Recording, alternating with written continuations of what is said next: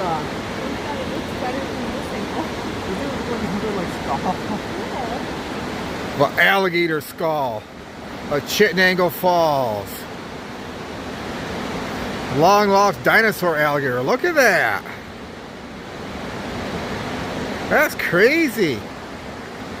How many people walk by here and don't even realize there's a ancient fossil on the walkway leading to Chittenango Falls?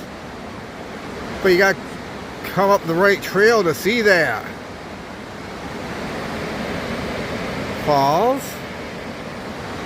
Ancient alligator. You can see his teeth, his eyeball, snout. That's crazy.